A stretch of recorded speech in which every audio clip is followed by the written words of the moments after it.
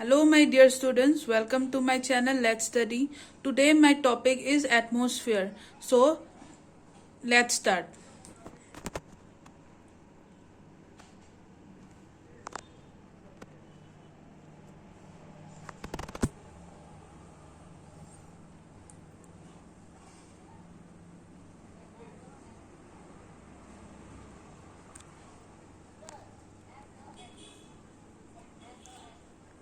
So, what is atmosphere?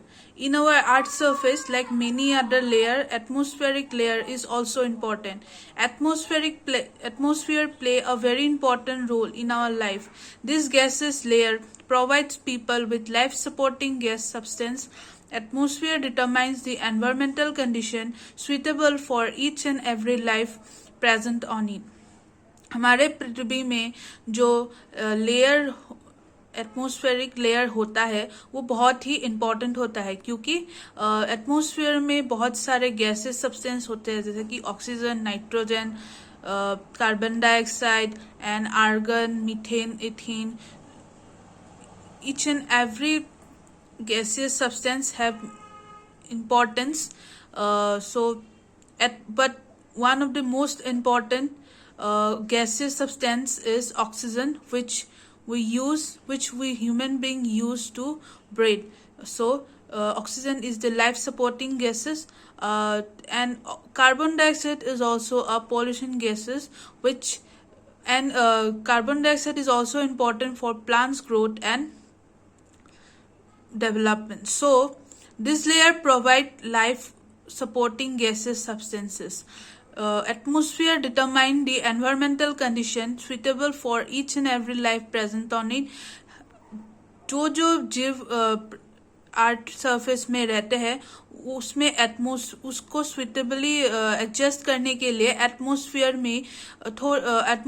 में बहुत सारे गैसेस सब्सटेंस है जो कि एसेंशियल होते हैं ह्यूमन या दूसरे लाइफ सब्सटेंस के लिए. तो इसी को हम और आगे देखेंगे. एटमॉस्फेयर अभी जान लेते हैं कि एटमॉस्फेयर जो वर्ड है वो उसकी उत्पत्ति कहाँ से हुई है. सो आइए देखते हैं. The atmosphere derive from Greek word.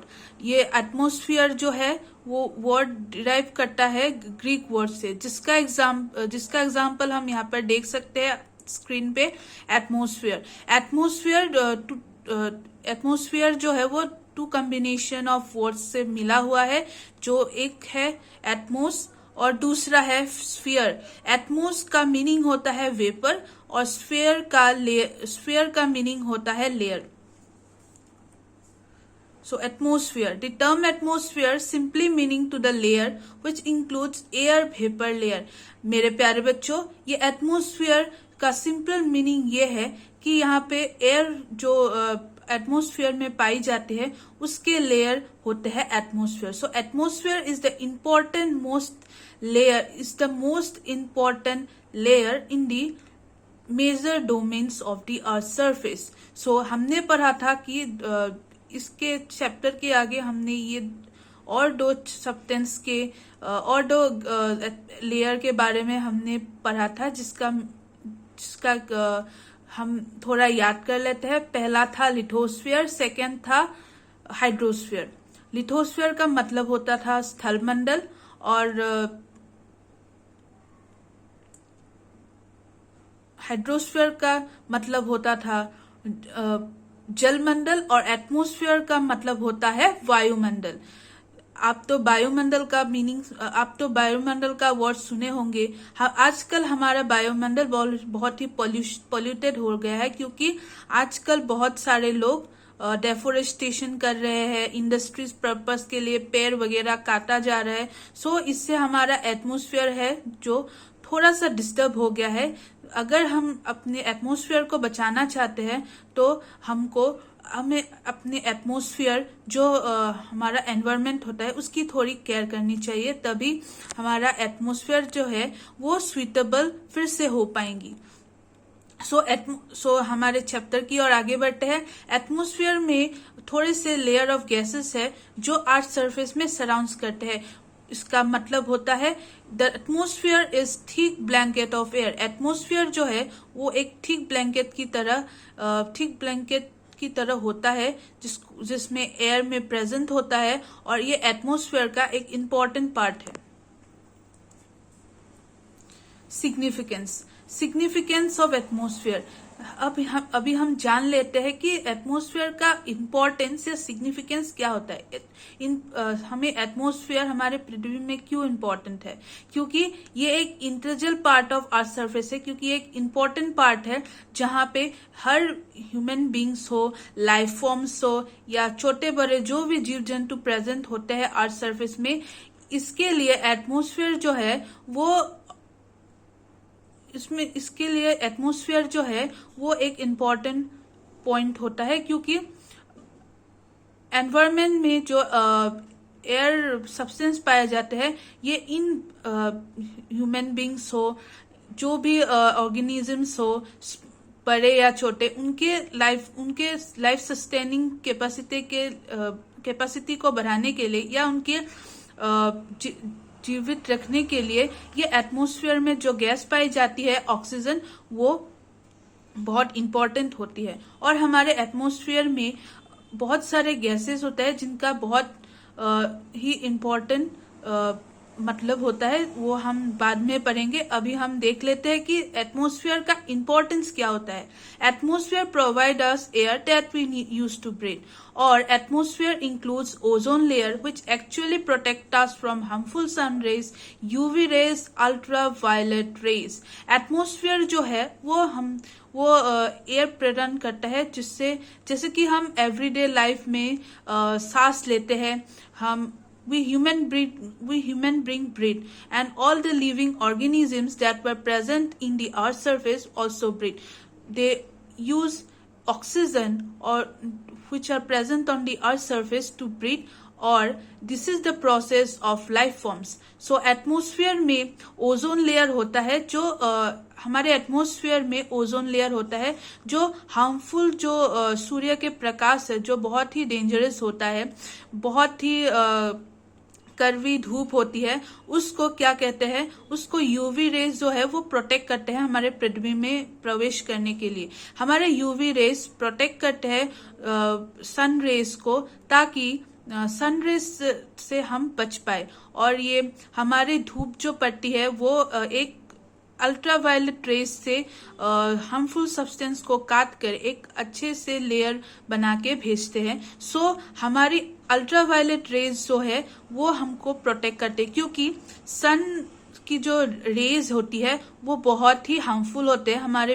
Human beings के लिए, क्योंकि यूवी रेज, क्योंकि अल्ट्रावायलेट रेज जो होते हैं उसमें बहुत सारी अगर हम इंसानों के शरीर में ये टच करेगा तो, या अर्थ सरफेस के किसी भी प्राणी के जीव में ये टच करेगा तो ये बहुत ही हार्मफुल डिजीज दे सकते हैं, जैसे कि कैंसर हो या अन्य कोई बीमारी हो। सो इसी से बचाने के लिए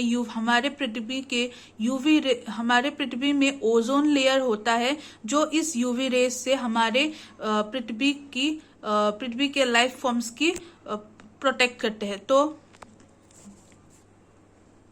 so it is very significant, and one of the most important thing is that in our earth surface there is ozone layer which protect us from harmful sun rays, that is ultraviolet rays. So अभी हम देख लेते हैं कि layers of atmosphere में क्या क्या layer होते हैं। स्टूडेंट्स, हम जानते हैं कि हमारा 5 लेयर होता है एटमॉस्फेयर में, जैसे कि ट्रोपोस्फियर हो, स्ट्रेटोस्फियर हो, मेसोस्फियर हो, एक्सोस्फियर हो या थर्मोस्फियर हो। सो इस सभी के लेयर की अपनी अपनी कुछ इंपॉर्टेंस होती है। Next, important facts about atmosphere. Atmosphere height extend up to 1600 kilometre. Atmosphere की जो हाइट होती है वो 1600 किलोमीटर होती है। सो लेयर मेनली डिवाइडेड और हमारे एटमॉस्फेरिक जो लेयर है उसकी क्लासिफिकेशन में हम बोल सकते हैं कि वो डिवाइडेड होती है कंपोजिशन में, टेम्परेचर में, प्रॉपर्टीज में। Atmosphere is composed of mainly various gases. It also include हमारे एटमॉस्फेयर में बहुत सारे गैसेस सब्सटेंस मौजूद रहती है। इनमें से कुछ है नाइट्रोजन जो 78% है, oxygen 21%, other gases carbon dioxide, argon and 1% of other gases were also present on the Earth's surface. Oxygen. Oxygen is an important gas for all life forms present on the Earth's surface. It is breathed for all life forms. We get natural oxygen from plants. Plants are to be conserved to protect our environment. It is a natural part of the ecosystem. Nitrogen. The nitrogen gas are very much important. It is important for the plant growth. Nitrogen gas is present in huge amount in our Earth's surface. Nitrogen is an important constituent. Carbon dioxide. Carbon dioxide through present in a minute amount. बहुत ही कम मात्रा में पाई जाती है. It absorbs radiated heat by the earth. Carbon dioxide जो है वो अर्थ में जो सन्स रेडिएटेड हीट होता है उसको एब्जॉर्ब करती है, क्योंकि कार्बन डाइऑक्साइड गैस की जो नेचर है वो हॉट होती है. It keeps the planet warm. Carbon dioxide के मौजूदगी के वजह से हमारे पृथ्वी में ज्यादा से ज्यादा गर्मी पड़ती है. It is important element for the plant growth. So photosynthesis के दौरान प्लांट्स जो है वो कार्बन डाइऑक्साइड का यूज करती है for making their food. Nowadays, carbon dioxide in the atmosphere increasing day by day because of deforestation. क्योंकि इंसान ज्यादा से ज्यादा पेड़ों को काट रहे हैं, क्योंकि इंडस्ट्रियलाइजेशन ज्यादा हो रही है, फैक्ट्री प्रोडक्शन ज्यादा हो रही है, तो उसके लिए रॉ मटेरियल चाहिए. इस रॉ मटेरियल को फॉरेस्ट प्लांट्स को काट कर इंडस्ट्री में लगाया जाता है या फैक्ट्रीज में प्रोडक्शन के लिए दिया जाता है. तो इसी के कारण नेचर इकोसिस्टम का जो पार्ट प्लांट्स है और फॉरेस्ट कवर जो है, जो एटमॉस्फेयर में एक इम्पॉर्टेंट रोल प्ले करती थी, वो दिन ब दिन कम होते जा रहे. इसलिए जो है डेफोरेस्टेशन हो रही है और हमारे पृथ्वी में जो है जो कार्बन डाइऑक्साइड की परिमात्रा बढ़ रही है और उसके हिसाब से ग्लोबल वार्मिंग ज्यादा हो रही है और इसलिए गर्मी ज्यादा पड़ रही है. सो डेफोरेस्टेशन. आइए हम डेफोरेस्टेशन के बारे में जान लेते हैं. Deforestation means cutting of trees to excessive level that is disturb the whole ecosystem. Deforestation का मतलब होता है पेड़ों को काटना जो कि एक एक्सेसिव लेवल तक काटना जो कि होल इकोसिस्टम को डिस्टर्ब करती है. Human being cut trees for the fulfilment of their requirement, जो कि हम आगे ही पढ़ चुके हैं. Because of modern technology this process is increasing day by day. Deforestation of forested area. ये हमारा पिक्चर थोड़ा देख लीजिए. ये जो है फॉरेस्टेड एरिया है जो अभी डेफोरेस्टेड हो रही है, जिसमें सारे पेड़ को काट दिया गया है और अभी इसका सिचुएशन बैरन लैंड है. Density of atmosphere. Density of atmosphere is varies in height. It's maximum at sea level. As we go up to the layer of the temperature decreases. Example, mountaineer. As they go up to the height, they brought oxygen cylinder with them. This is to maintain oxygen in their bodies. Temperature varies from place to place. Some area experience high and some low. Air and wind. Air is very important for lives.